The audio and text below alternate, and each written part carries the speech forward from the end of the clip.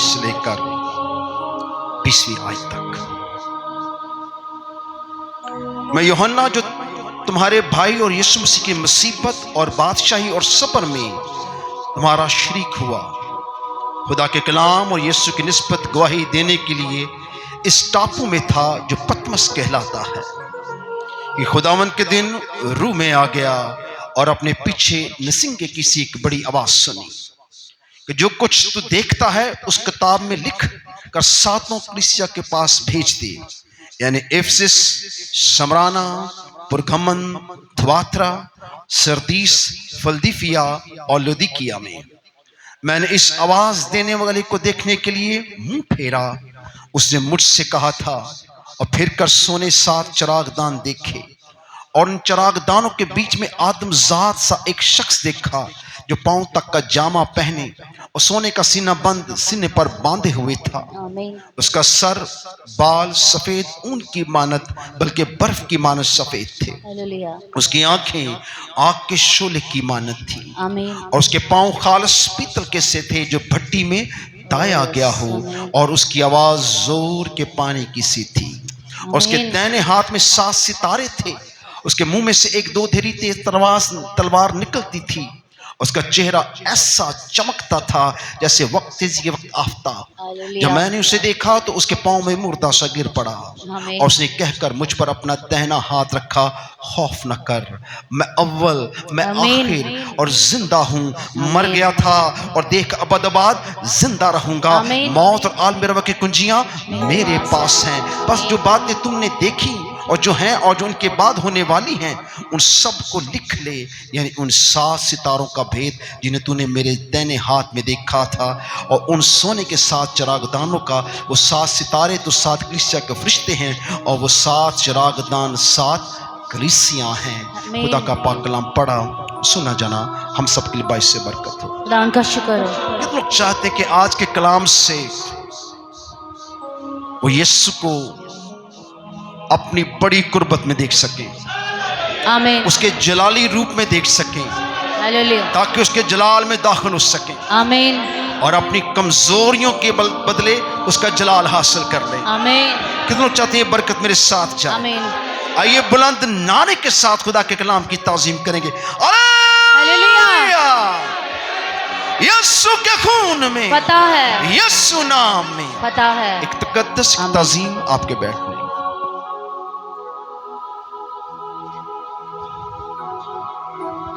मैंने कुछ आयतें इसमें से छोड़ी हैं क्योंकि उनका चैप्टर जब शुरू होगा तो मैं उनको साथ खोलूंगा। आज हमने सुना कि यीशु मसीह यूहन्ना पर क्या होते हैं? जाहिर होते हैं।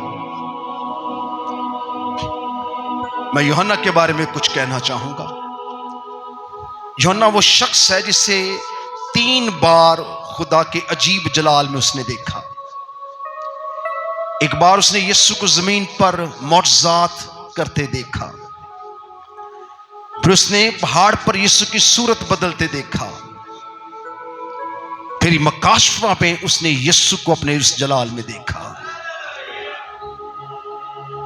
यूहन्ना सब शिगिर्दों में से छोटा था और ये शख्स बहुत ही मजबूत शख्स था। ये आखिरी शागिर्द था जो दुनिया में रह गया था। और 2 मतान ने इसे कत्ल करने का मंसूबा बनाया क्योंकि खुदावन ने इस शख्स को मकाशफा देना है और लोग इसको मारना चाहते हैं। इब्लीस इसको क्या करना चाहता है? हलाक करना चाहता है। सो उन्होंने कहा कि इस शख्स को जलते हुए कड़ाए तेल के कड़ाई में डाल देते हैं ताकि ये जब इतनी बड़ी सजा लोग देखेंगे तो लोग मसीह से क्या हो जाएंगे? फिर जाएंगे। उस वक्त कलीसिया पे बहुत सख्ती थी, तो इन्होंने एक बहुत बड़े स्टेडियम के अंदर कड़ाह को और तेल को बॉयल किया, पका दिया और यूहन्ना को पकड़कर उसके अंदर डाल दिया। अब सब लोग तमाशा देख रहे हैं कि आखिरी रसूल जो मसीह की गवाही रखता है हलाक हो जाएगा। उन्होंने इसको तमाशा बनाया और बड़े मजमे के सामने ये सब कुछ किया। मगर जब इसे तेल में डाला गया तो इससे कोई जर ना पहुंचा। जिन्होंने ये सारा तमाशा किया था वो खुद तमाशा बन गए। बहुत सारे लोग खुदा की कुदरत पर यकीन नहीं रखते हैं। खुदा ऐसा ही अजीब है। वो सदरक मिशक अब्दनजू को आग की भट्टी में जिंदा मिला और उनको भी क्या रखा? जिंदा रखा। सो इस शागिर्द पर बड़ी मुसीबत आई और जब इसे कड़ा में डाला गया तो देखा ये तो कड़ा में खड़ा है, ना ये जल रहा है, ना ये पक रहा है, ना ये गल रहा है, ना ये भीख मांग रहा है। और वो शर्मिंदा हुए। उन्होंने कहा इससे पहले कि हम और ज्यादा शर्मिंदा हों, इसको पतमस के जजीरे में भेज देते हैं जो दुनिया से अलग है, वीराना है, और उस कैद में ये क्या हो जाएगा? हलाक हो जाएगा। इब्लीस हम सबको हलाक करना चाहता है क्योंकि हम यीशु पर क्या रखते हैं? ईमान रखते हैं। और जो यीशु पर ईमान रखते हैं उन्हें कोई हलाक नहीं कर सकता। हम सब कौमों से, उम्मतों से इसलिए अलग हैं क्योंकि हमारे पास जिंदा खुदा है। हमारे पास वो यीशु है जो मौत, कब्र और गुनाह पर क्या पाई है? फतह पाई है। सो इसे एक कड़ी सजा देने के लिए पतमस के जजीरे में फेंक दिया गया, जहां मजदूरी, मेहनत, गर्मी और यह ना तक कि गल सड़ के वहां मर जाएगा, दुनिया से अलग कर दिया गया। लेकिन खुदा हर शख्स के लिए एक प्रोग्राम रखता है, एक मुकाशफा रखता है। सो खुदा के कलाम में लिखा है कि यूहन्ना को जब वहां डाला गया, इस शख्स पर खुदा का रूह ठहरा और खुदा ने उस वीरान जजीरे में इसको मुकाशफा का रूह दिया और खुदा ने अपना रूह भेजा और इसे आसमान पर उठाया और यीशु मसीह से मुलाकात की और यीशु मसीह ने मुकाशफा की किताब लिखने का उसे हुक्म जारी किया। सो ये किताब आप तक यूं ही नहीं पहुंच गई, इसके पीछे बहुत सी कुर्बानी है, खुदा की बड़ी कुदरत छुपी हुई है। और जब यूहन्ना को यह मुकाशफा मिलने वाला था, उस वक्त कलीसिया 7 कलीसिया मौजूद थी और मैं समझता हूं कि यूहन्ना के मुकाशफा इसलिए मिला है कि मत्ती की इंजील, लूका की इंजील, मरकस की इंजील और जितने भी खतूत हैं, जितनी भी अनाजील हैं, ये यीशु को जाहिर करने में बहुत कम है, बहुत कम है।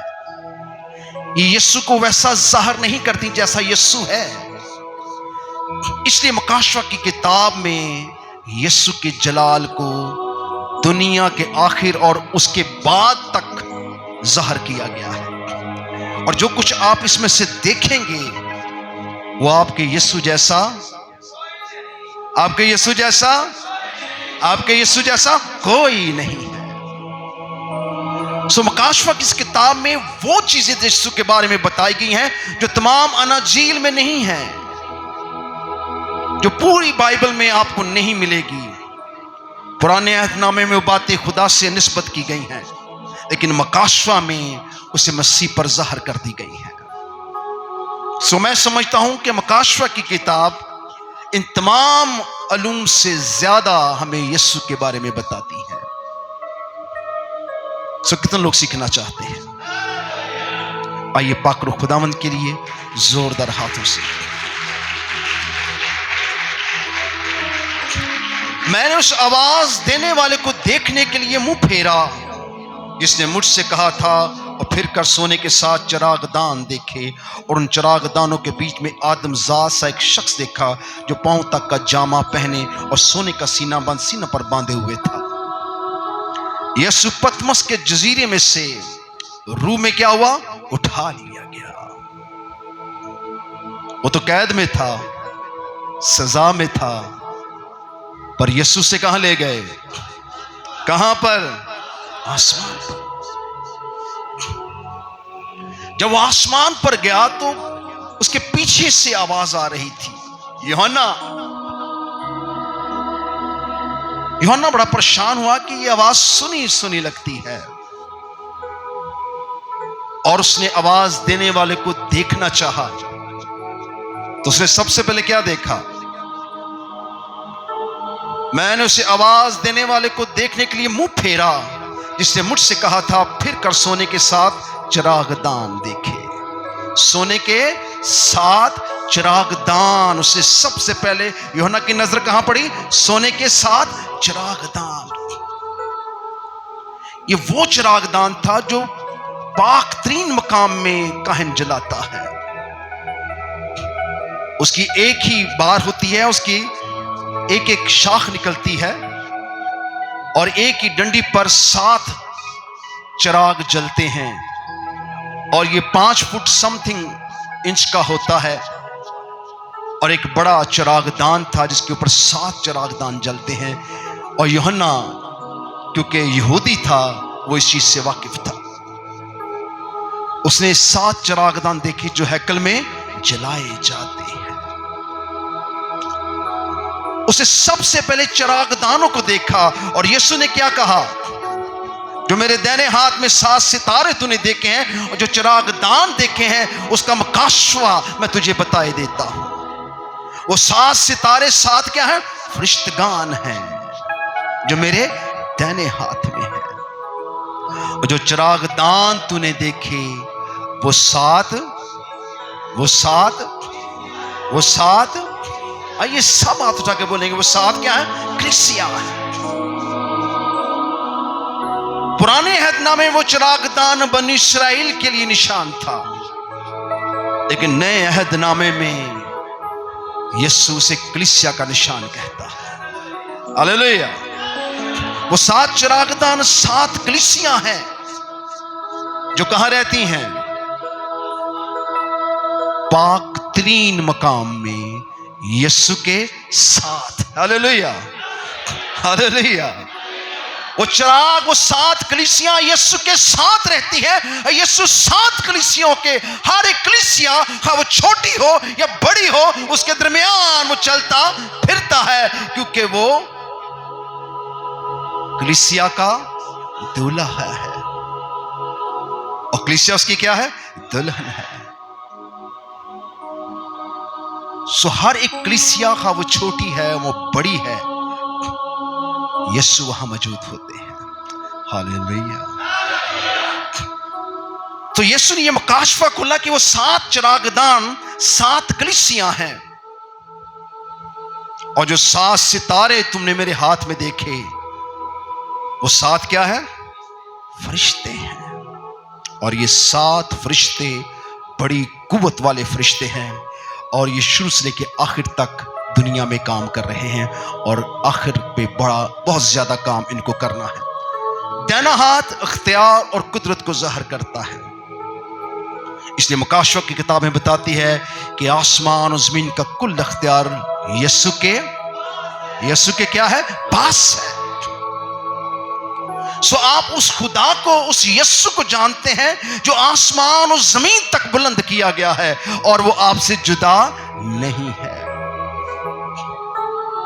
आप चाहे लेट आए चाहे ना आए, पर यीशु यहां जरूर आते हैं। एक बात ज़हन रखिए, जो कलीसिया यीशु की है वो यहां मौजूद है। वो अपने लोगों के दरमियान उतरता है और उनकी हिफाजत करता है, और वहां वो काहने आज़म के तौर पर रहता है। वो इस कहानत को पूरा करता है। वो जानता है हमें से कोई भी नूर और जलाल नहीं रखता है, इसलिए वो अपने चिरागों को हमारे अंदर जलाए रखता है। वो अपनी नूर की रोशनी को हमें दिए रखता है, ताकि उसके वसीला से हम क्या रहें? नूर के फरजंद रहें। वो हमसे जुदा नहीं होता है। वो हर वक्त हमारे चिरागों को दुरुस्त करना चाहता है। कलीसियों को यीशु दुरुस्त करना चाहता है, ताकि वो पाक साफ हो जाए, ताकि उनकी रोशनी मध्यम ना होने पाए। घर बैठे आप कुछ नहीं हैं, लेकिन जब जमा होते हैं तो आप क्या बन जाते हैं? आपके हाथ बहुत ढीले हैं। आप क्या बन जाते हैं? कलीसिया। तो जब आप कलीसिया बन जाते हैं तो यीशु की क्या बन जाते हैं? यीशु की क्या बन जाते हैं? दुल्हन बन जाते हैं। सो वो दूल्हा आपसे मिलने आता है। सो उसने जब चिरागदान देखे तो चिरागदान देखते ही यीशु ने उसकी जिम्मेदारी उसको बताई और आखिर पर उसने खोल दिया, यूहन्ना को बताया ये 7 चिरागदान, 7 क्या है? कलीसिया है। खुदा नए और पुराने मकासमों को जोड़ देता है। वो पुराने अहदनामे और नए अहदनामे को जोड़ देता है। उसने कहा मैं उसे रद्द करने नहीं बल्कि उसको पूरा करने आया। सो जब भी फक्की फरीसी उससे सवाल और जवाब करते, उन्हें वो ऐसा जवाब देते कि उनके पास कोई जवाब ना होता। इसलिए आप जहां बैठे हैं और जिसकी आवाज को सुन रहे हैं, वो जिंदा है और अबद-आबाद क्या रहेगा? अबद-आबाद क्या रहेगा? अबद-आबाद क्या रहेगा? जिंदा रहेगा। जब यीशु को कलीसिया की इतनी फिक्र है कि उनके दरमियान से वो जुदा नहीं होता, आपके छोटे छोटे बहाने और आपकी छोटी छोटी मजबूरियां आपको उलझा लेती हैं, बीमारियां, हालात,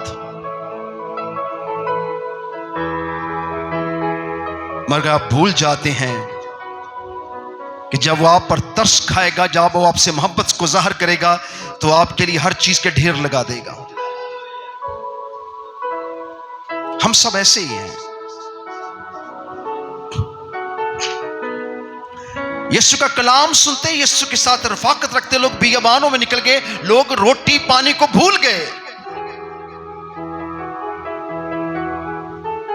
क्योंकि खुदा के कलाम में इतनी कुव्वत और ताकत थी कि लोग भूख और प्यास को भूल के बियाबान में यीशु के पास चले गए।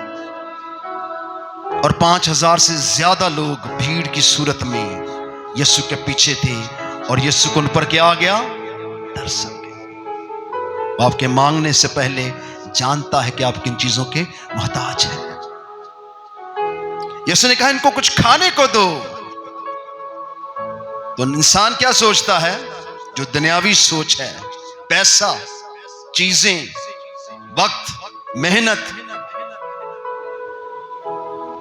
वहां सिर्फ एक बच्चे के पास रोटियां नहीं थी, बहुत से लोगों के पास रोटियां थी, पर किसी ने खुदा को नहीं दी। उन्होंने कहा हम खुद खाएंगे।